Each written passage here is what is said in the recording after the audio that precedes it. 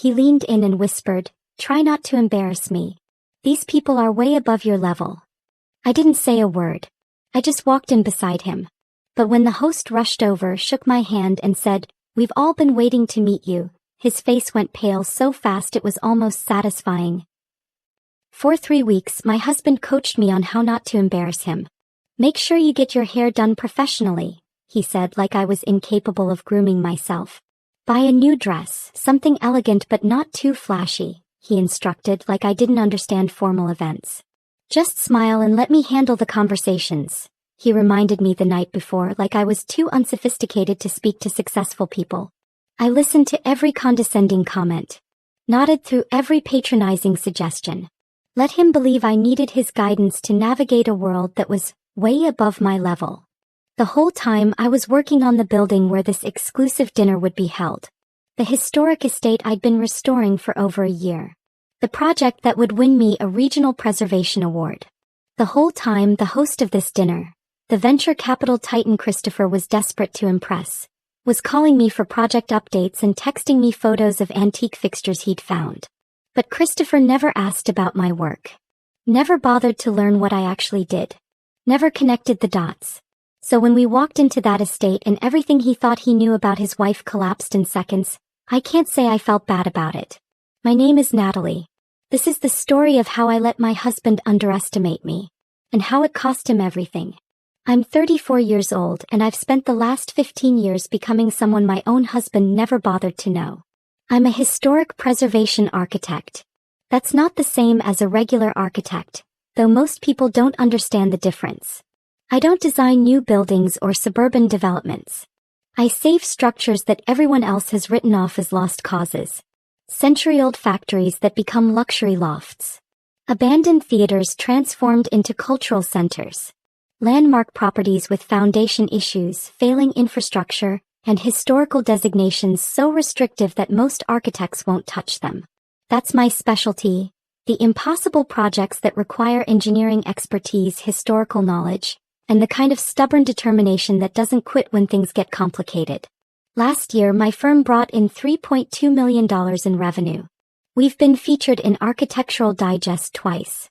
I have a regional preservation award on my office shelf and a national recognition from the Historic Preservation Foundation. 3 years ago, I gave a keynote speech at a conference in Boston where 200 architects took notes while I explained adaptive reuse strategies for mid-century industrial buildings.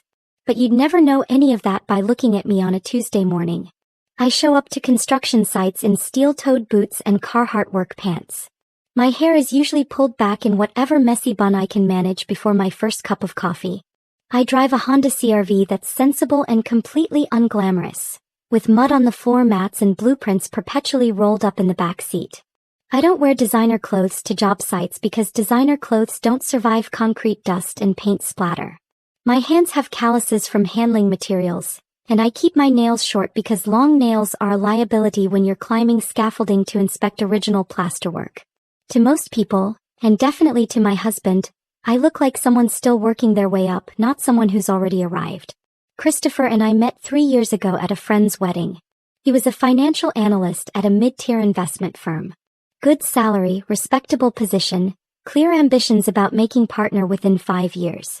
When we started talking at the reception, I found him attractive in that polished way some men have. Everything about him was carefully put together. Tailored suit that fit perfectly. Expensive watch that caught the light when he gestured. The kind of easy confidence that comes from a life where doors have always opened. He asked about my work and I told him about a theater restoration I was finishing. He seemed interested, asked follow-up questions, laughed at my stories about discovering original murals hidden under decades of drywall. We exchanged numbers. Started dating. Within 6 months he'd moved into my house. The house I'd bought as a foreclosure 5 years earlier and spent 2 years renovating myself. The craftsman-style place with original hardwood floors I'd restored and built-in cabinetry I'd painstakingly stripped of paint to reveal the wood grain underneath. Christopher loved that house. He loved telling people about the great deal we'd gotten on it, though he never mentioned that I'd done the work myself or that I'd bought it years before we met. At first, our relationship felt balanced. We both had demanding careers. We'd meet for dinner and talk about our days. Or at least he'd talk about his days. The clients he was pursuing, the financial structures he was building, the office politics he was navigating. I'd listen, ask questions, offer support when he needed it. Looking back now, I realize how rarely the conversation went the other way. When I talked about projects, his attention would drift. He'd nod at the right moments, but I could see his eyes glaze over slightly. If I got excited about solving a structural problem or tracking down a source for period-appropriate materials, he'd smile indulgently, the way you might smile at a child showing you their crayon drawing. He complimented my appearance regularly. Told me I was beautiful, especially when I dressed up for his company events. But alongside those compliments came suggestions. Small things at first. Maybe wear heels instead of flats next time. Have you thought about a different hairstyle? That dress is nice, but something with a recognizable label might make a better impression. I told myself he was being helpful. That he understood professional image better than I did, coming from the corporate world where appearance mattered. That relationships required compromise, required adjusting to each other's needs and expectations. The comments escalated gradually enough that I didn't see the pattern forming. You work too much, he'd say when I brought blueprints home on weekends. Can't your team handle some of this? Do you really need to be at every site visit? Or, maybe it's time to upgrade your wardrobe. You can't show up to important events looking like you just left a construction site. Or, delivered one evening when I came home exhausted after a 14-hour day managing a crisis with a failing subcontractor. I know your buildings are important to you, but eventually you have to think about our future together, not just your projects. Our future. Like my career wasn't part of that equation. Like the work I'd built over 15 years was some separate hobby that existed outside the life we were supposed to be creating. I started noticing other things too. How he'd introduce me at his company events. This is my wife, Natalie. She's an architect. Said with a smile that didn't quite reach his eyes, followed quickly by pivoting the conversation back to his own work. How he'd check his phone whenever I talked about a project achievement.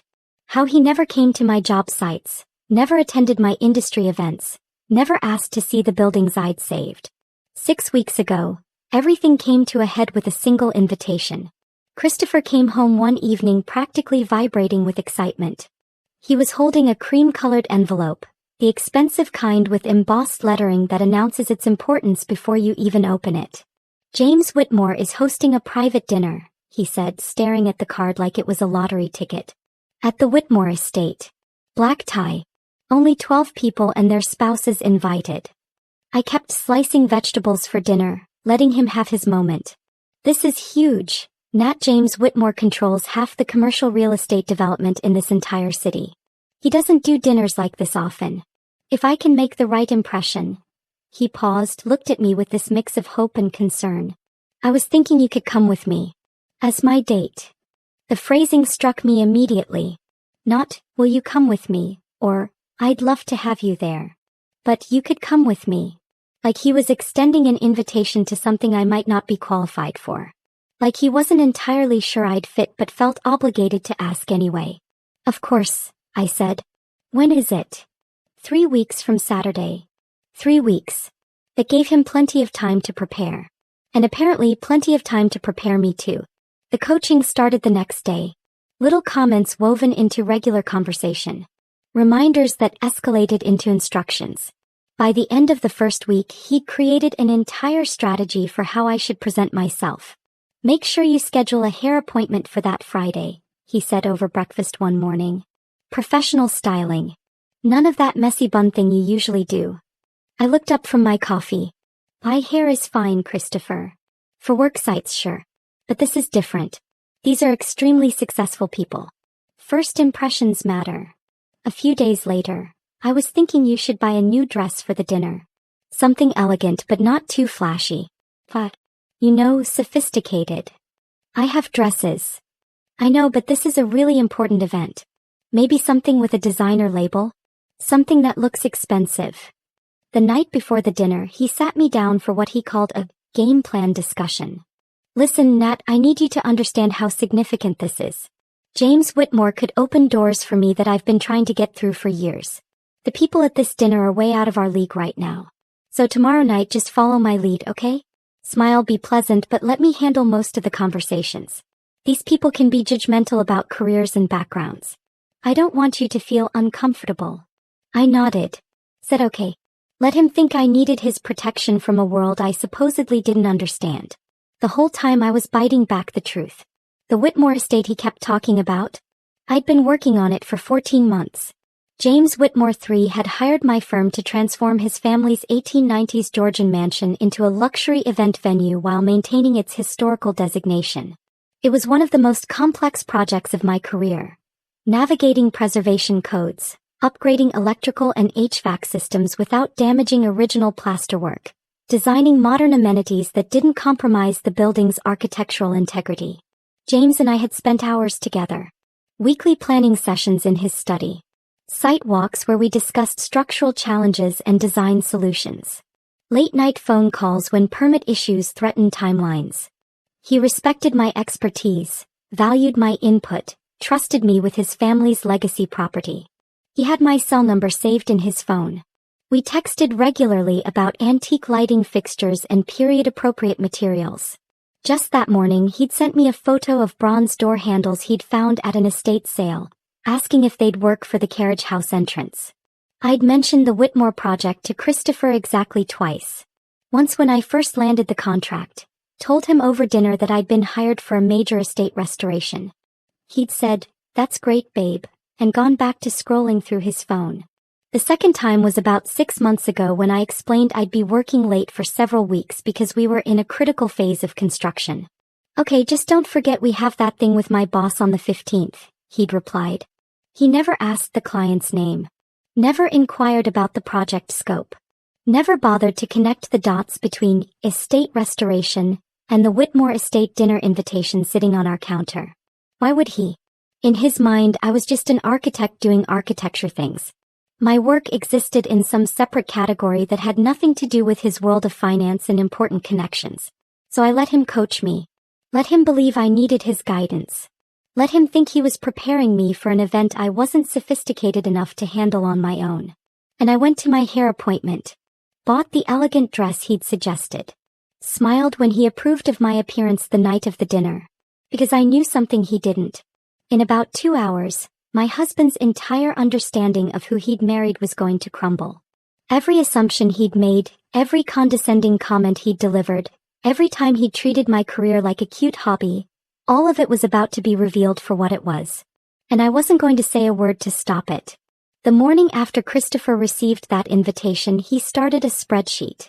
I found him at the kitchen table on Saturday, laptop open, notepad beside him, researching every name on the guest list like he was preparing for a military operation.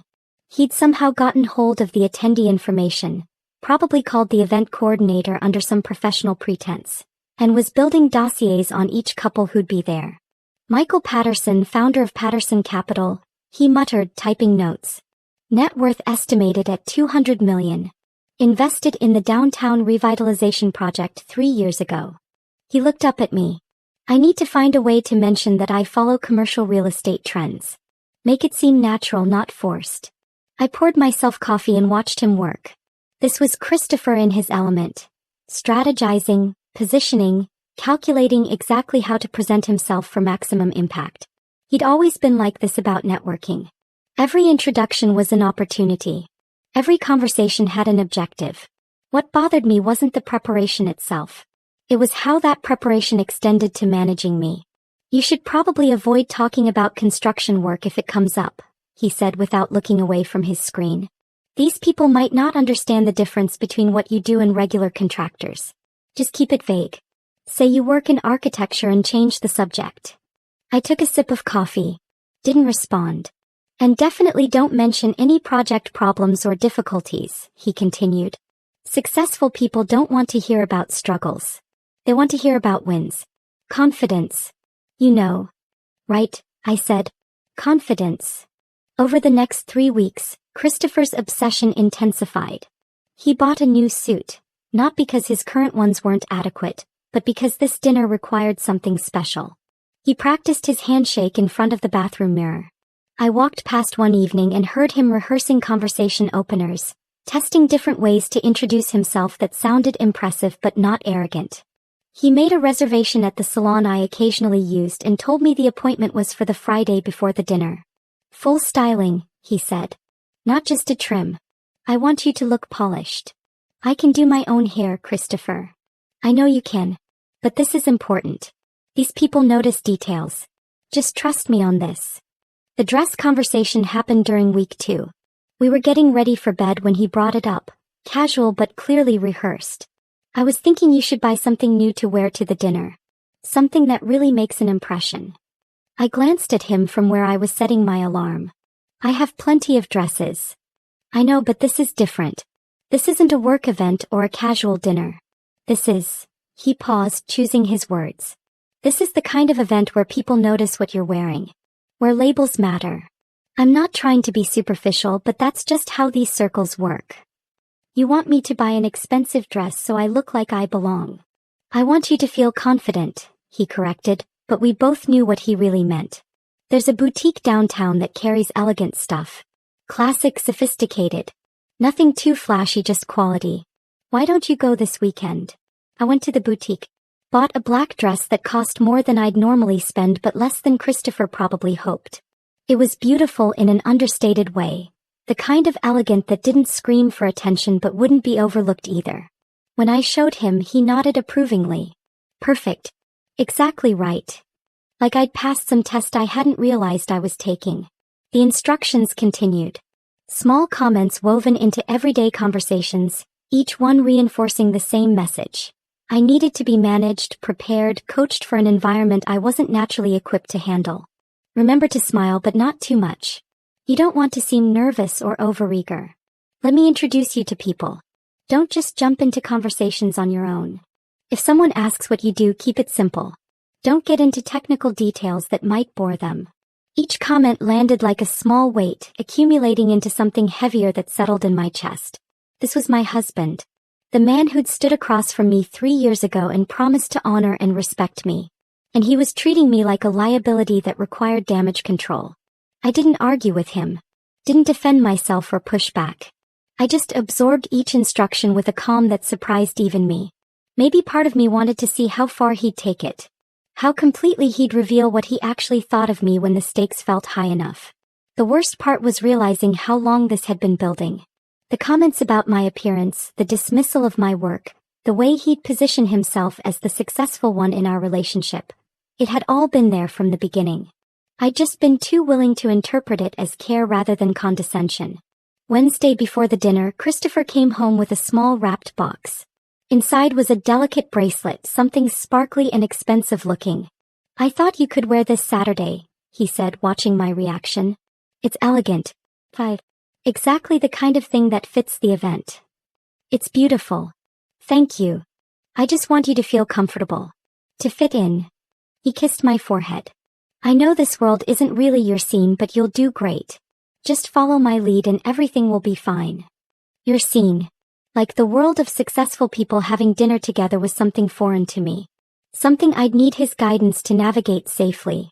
I wondered if he'd feel differently if he knew I'd spent that afternoon on a conference call with James Whitmore and the Historical Preservation Board, discussing the final inspection approval for the estate's ballroom restoration. If he knew that James had ended the call by saying, "I can't wait for everyone to see what you've accomplished here, Natalie. This building is going to be the talk of the city." But Christopher hadn't asked about my day. Hadn't asked about my work in weeks, actually. He was too focused on his own preparation, his own opportunity, his own carefully constructed plan for advancement. Friday evening, the night before the dinner, Christopher called what he described as a final briefing. We sat in the living room after dinner and he walked me through his strategy like a coach reviewing plays before the big game. James Whitmore is the priority, obviously, but don't ignore the other guests.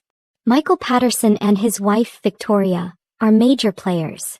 Thomas Chin runs the biggest development firm in the state. Rebecca Hartford sits on every important board in the city. He looked at me seriously. These people are way out of our league right now, Nat. I'm not saying that to be mean, I'm saying it so you understand the stakes. One wrong impression and doors close. One good impression and doors open. I understand. Do you? He leaned forward. Because these people can be judgmental. They care about pedigree, about connections, about presentation. They're going to look at us and make assessments in the first 30 seconds. So tomorrow night, I need you to just smile, be pleasant, and let me handle the substantive conversations. Can you do that for me? The question hung in the air between us. Can you do that for me? Like staying silent and decorative was a favor I'd be doing him. Like my own thoughts and expertise and professional credibility were things that needed to be hidden away for his benefit. Yes, I said. I can do that. He relaxed, smiled, reached over to squeeze my hand. Thank you. I know I've been intense about this, but it's only because I care about our future. About building something bigger than what we have now. Our future. He kept using that phrase, but it was becoming increasingly clear that our future looked a lot like his future with me as a supporting player. That night, lying in bed next to my sleeping husband, I thought about all the ways I'd made myself smaller over the past 3 years. All the times I'd downplayed my achievements or stayed quiet about my success. All the moments I'd let him believe his career was the one that mattered, that my work was just something I did to stay busy. I thought about the Whitmore estate, about the 14 months I'd spent transforming a deteriorating mansion into something extraordinary. About the original crown molding I'd painstakingly restored, matching plaster composition from the 1890s. About the marble floors we'd uncovered and cleaned, revealing patterns that hadn't been seen in decades. About the chandelier I'd sourced from an architectural salvage auction in Philadelphia, spending weeks having it rewired and restored to its original glory. I thought about James Whitmore telling me last week that this project had exceeded every expectation, that he'd already received offers from 3 couples who wanted to book the venue for events before it was even officially open. And I thought about my husband sleeping peacefully beside me, completely unaware that tomorrow night he was walking into a building I'd saved, to meet people who already knew my name, for a dinner where I was the one they'd actually been waiting to meet. The irony was almost poetic. Saturday evening arrived with the kind of perfect weather that made everything feel slightly surreal. Clear sky, comfortable temperature, golden light that made the city look like it was posing for photographs. Christopher spent the afternoon getting ready with the kind of focused intensity usually reserved for job interviews or marriage proposals. His new suit fit perfectly. His shoes were polished to a reflective shine. Even his hair looked professionally styled, though I knew he'd spent 40 minutes in the bathroom achieving what he wanted to pass off as effortless. I got ready more quietly. The salon appointment had gone well. My hair looked elegant without being overdone. The black dress fit exactly right. The bracelet Christopher had given me caught the light when I moved. Looking in the mirror, I saw someone who belonged at an exclusive dinner. Someone who looked successful, polished, confident. Someone my husband still thought needed his protection from her own inadequacy. We drove to the estate in Christopher's car. He was too nervous to let me drive, needed the control of being behind the wheel. His hands gripped the steering wheel tightly. He kept taking deep breaths, the kind you take when you're trying to calm anxiety that won't quite settle. You look beautiful, he said as we got closer. Really beautiful. You're going to make a great impression. Thank you. Just remember everything we talked about, okay? Smile, be warm, but let me lead the conversations. These people are extremely influential. We only get one shot at this. We pulled up to the estate's entrance and I felt Christopher's energy shift into something almost electric. This was it. His moment.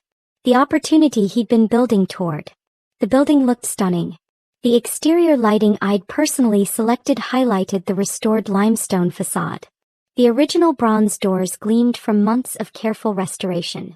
The garden pathway was lined with period-appropriate lanterns that created a warm, welcoming glow. All of it, every detail had been specified, sourced, and approved by me. Christopher parked, turned off the engine and sat for a moment collecting himself. Then he turned to me with that expression I'd come to recognize over the past 3 weeks. Serious. Paternal. Vaguely condescending. Listen, Nat. I need you to understand how important tonight is. These people are extremely influential. James Whitmore alone could change the entire trajectory of my career. He reached over and took my hand, squeezing it firmly, not affectionately but like he was trying to make sure I was paying attention. So please just try not to embarrass me tonight. These people are way above your level. Way above mine too, honestly. But I'm trying to get us there. So just follow my lead. Smile. Be pleasant. Let me do the talking. Okay. I looked at my husband. Really looked at him. Saw a man who'd spent 3 weeks preparing for an evening he thought would define him. A man who'd coached and managed and instructed his wife because he genuinely believed she wasn't capable of navigating this world on her own. A man who had absolutely no idea who he'd married. Okay, I said quietly. And I meant it. I would let him walk into that building. Let him try to impress the host who already had my number in his phone. Let him attempt to network with people who'd specifically asked to meet me. I would let him see finally and completely exactly who I was. We got out of the car and walked toward the entrance together. We walked into the foyer and I felt Christopher's anxiety radiating beside me like heat. The space took my breath away even though I'd seen it hundreds of times during construction. But seeing it transformed for this evening, lit perfectly, styled beautifully, filled with elegantly dressed people, made all those months of painstaking work feel suddenly powerfully real.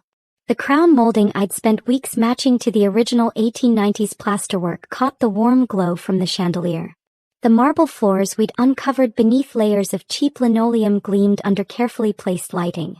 Every detail I'd agonized over, every decision I'd defended to contractors who wanted to take shortcuts, every hour I'd spent researching period-appropriate materials.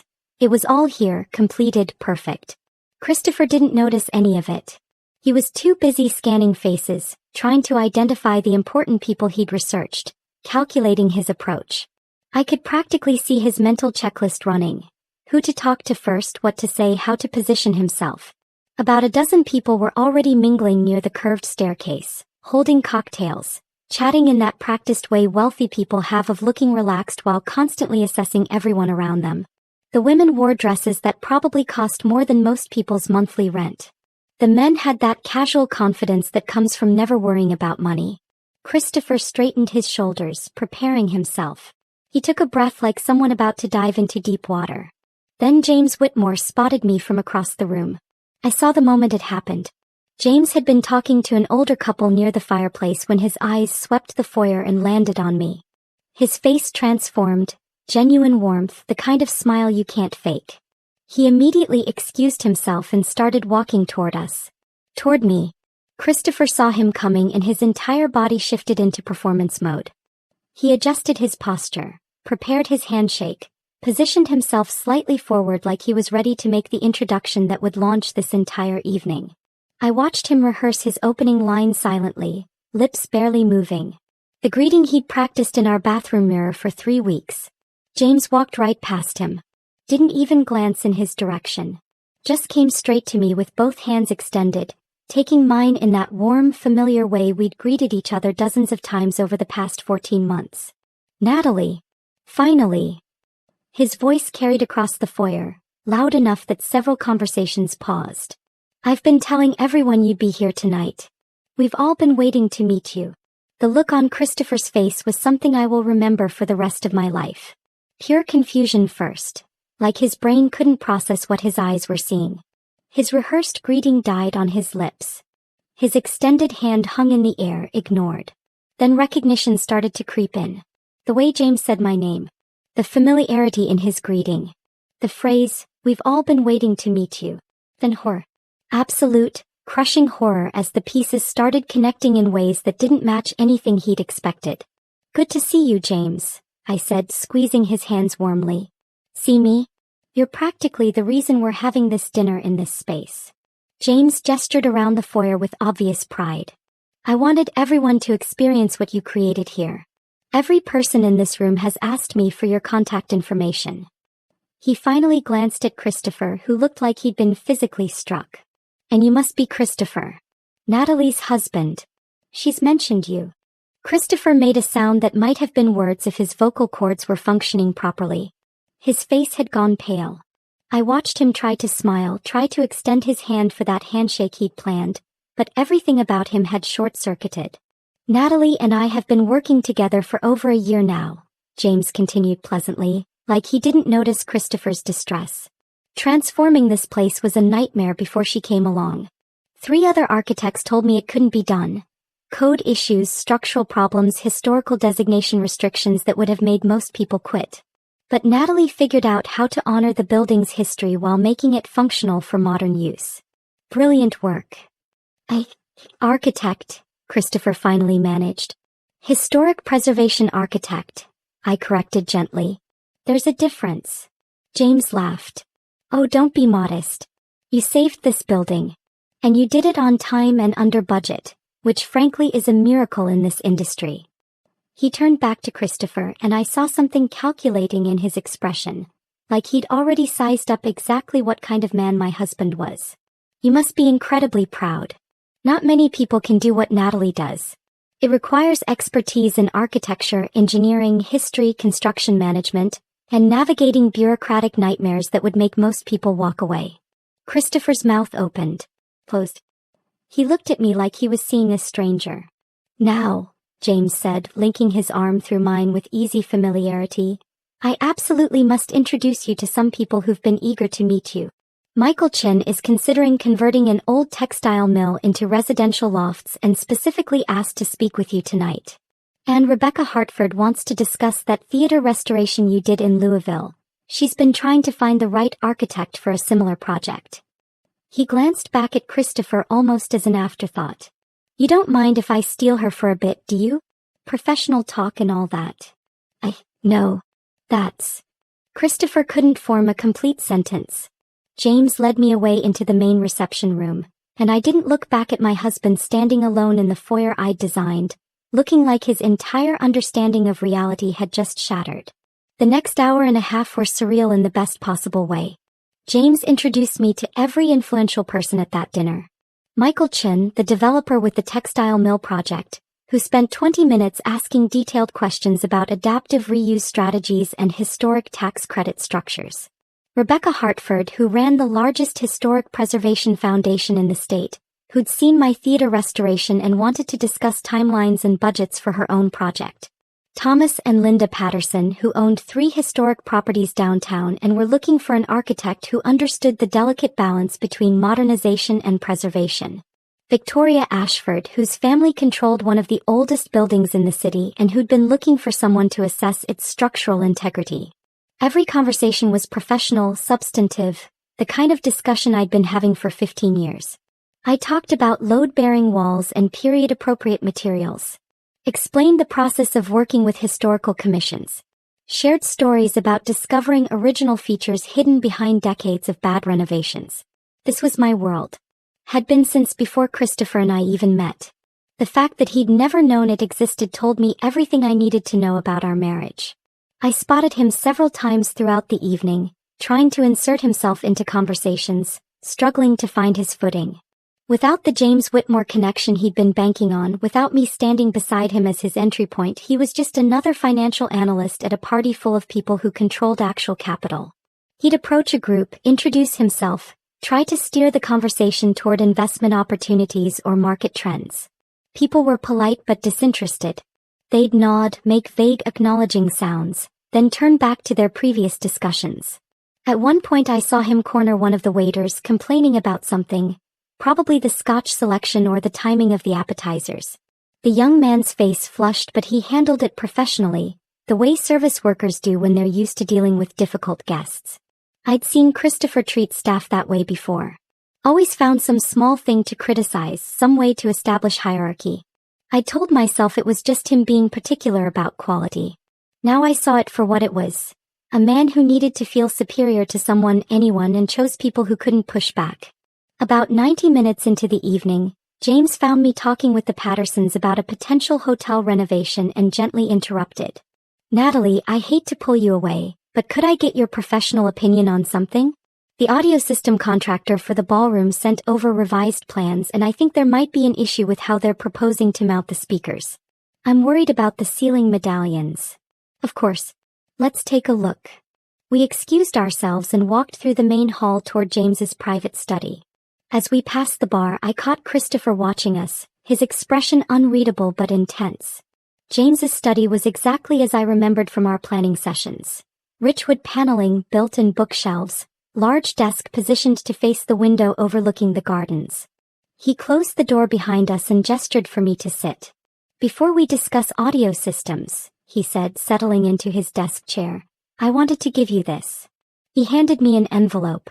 Inside was a check for $75,000. I stared at the number, then looked up at him in shock. James, this is your performance bonus for completing the project ahead of schedule and under budget, he said firmly. You earned every penny. This building should have taken 18 months minimum and cost close to $6 million. You did it in 14 months for 4.5. You've already paid for yourself 3 times over, and that's before we even factor in the increased property value. I don't know what to say. Say you'll accept it and stop being so modest about your achievements. He pulled out the audio system plans and spread them across the desk. Now about these speaker mounts. Am I right to be concerned about drilling into the original plaster around the medallions? We spent the next 20 minutes discussing the technical details, the kind of problem-solving conversation I genuinely loved. How to integrate modern audio without compromising historical elements. Whether wireless systems would work given the building's thick walls. The best way to conceal wiring without damaging original features. This was why I loved my work. Not the money or the recognition, though both were nice, but the challenge of solving puzzles that required both creative thinking and technical expertise.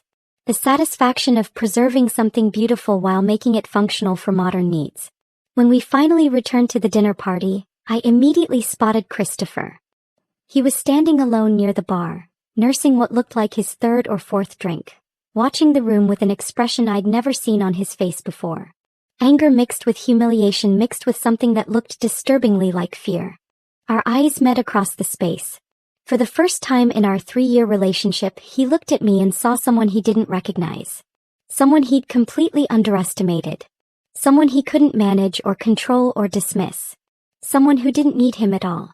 The realization was written plainly across his face, and despite everything, despite 3 weeks of condescension and 3 years of being treated like my achievements didn't matter, I felt a wave of sadness wash over the vindication. This was my husband. And he'd never actually known me. The car ride home was silent in a way that made the air feel dense and suffocating. Christopher gripped the steering wheel so hard his knuckles had gone white. His jaw was clenched tight enough that I could see the muscle jumping beneath the skin. He stared straight ahead at the road like he was trying to bore a hole through the windshield with sheer force of will. I looked out the passenger window at the passing streetlights, watching them blur into streaks of gold against the darkness. Each one we passed felt like a small measure of distance opening up between who I'd been an hour ago and who I was becoming. Something inside me had shifted during that dinner. Not broken exactly. More like settled into place after years of being slightly misaligned. 3 years of small dismissals and condescending comments. 3 years of being treated like an accessory rather than a partner. 3 years of watching my husband look past me while claiming to love me. It had all crystallized into something I couldn't unsee anymore. A clarity so sharp it cut. We turned onto our street and Christopher's breathing changed. Shorter, harder, like he was trying to control something that wanted to explode out of him. He pulled into our driveway. Put the car in park. The engine ticked in the sudden silence. Neither of us moved. Then Christopher's hands dropped from the steering wheel and he turned to face me, his expression somewhere between fury and devastation. You made me look like a complete fool tonight. His voice was low, controlled, but shaking at the edges. I turned to him slowly. Kept my own voice calm. How exactly did I do that? How did you? He stopped, took a breath, tried again.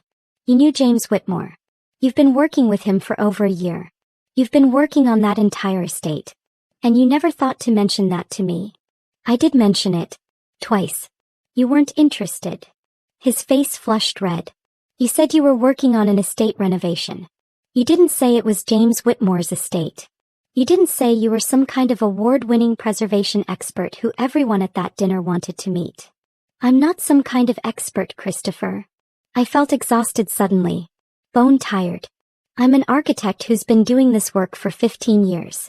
You just never bothered to ask what that actually meant. That's not fair. Isn't it? My voice rose slightly despite my efforts to stay level. When was the last time you asked me about a project? When was the last time you showed any interest in my work beyond whether it interfered with your schedule? I've always supported your career. You've tolerated it, I corrected. There's a difference. You tolerated my work as long as it didn't inconvenience you or make you look bad. But the second it became visible, the second other people saw what I actually do, you're angry. Not proud. Angry. Christopher's hands clenched into fists on his lap. You deliberately hid this from me. You let me walk into that dinner thinking I was bringing my wife to impress people, And instead you're the one everyone wanted to meet. Do you have any idea how humiliating that was? I didn't hide anything. I told you about the Whitmore project when I got the contract. I told you I'd be working late because we were in a critical phase. You just didn't listen because you didn't care. I care about you. You care about the version of me that fits into your life plan, I said. The version that shows up to your work events looking appropriately successful but not too successful. The version that supports your career without having one that might overshadow yours. He stared at me like I'd slapped him. That's not true. Then why did you spend 3 weeks coaching me on how not to embarrass you? Why did you tell me those people were above my level? Why did you treat me like a liability that needed to be managed? Because I was trying to help you. I didn't need help, Christopher. I needed a husband who respected me, who saw me, who bothered to know who I actually was instead of deciding who I should be. The words hung between us in the car and I watched him process them. Watched him cycle through justifications and defenses, searching for the angle that would make him right and me wrong. He couldn't find it. You should have told me, he said finally, quieter now. You should have told me you were working with James Whitmore. That you knew all those people. That you were, he struggled with the words. That you were more successful than I realized. Why? I asked. So you could take credit for my connections? So you could use my relationships to advance your own career? So you could stop being embarrassed by me and start being proud that you'd married well? That's not, I never said I was embarrassed by you. You didn't have to say it, Christopher. You showed it every single day. He opened his mouth to argue but nothing came out. For once in our entire relationship he had no response. I opened the car door and stepped out into the cool night air. Walked up to our house. My house, the one I'd bought and renovated years before I met him, and went inside. Christopher followed a few steps behind, his footsteps heavy on the porch. In the living room he finally found his voice again. I can't believe you're trying to make this my fault. You're the one who lied. I never lied, I said, turning to face him. Not once. I told you what I did for a living. I told you about my projects. You just never listened because my work wasn't important enough to you. And now you're angry because other people saw what you refused to see.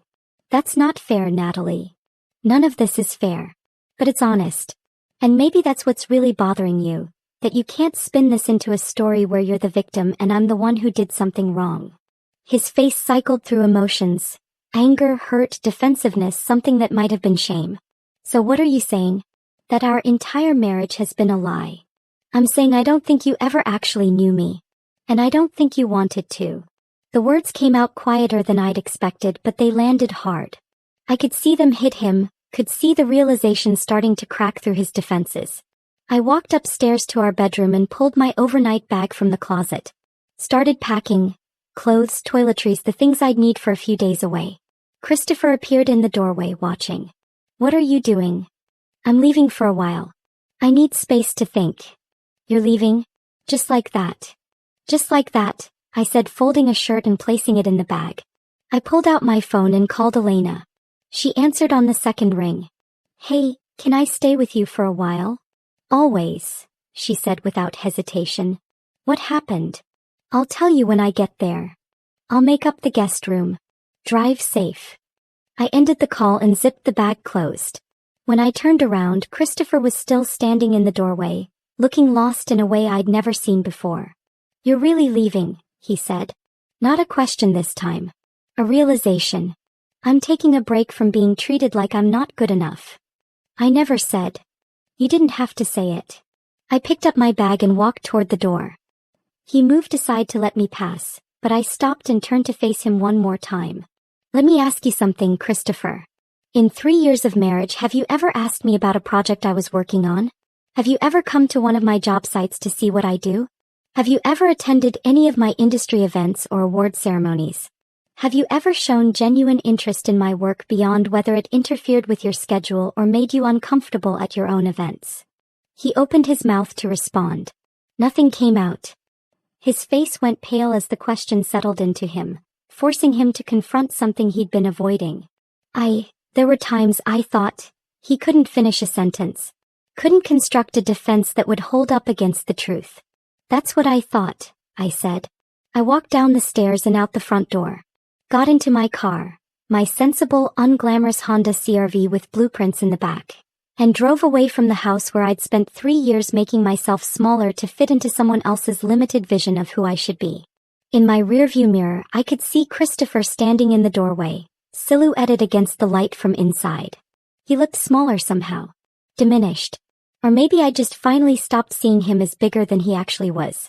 My phone buzzed with a text from Elena. Asterisk doors unlocked. Wine is breathing. Take your time. Asterisk.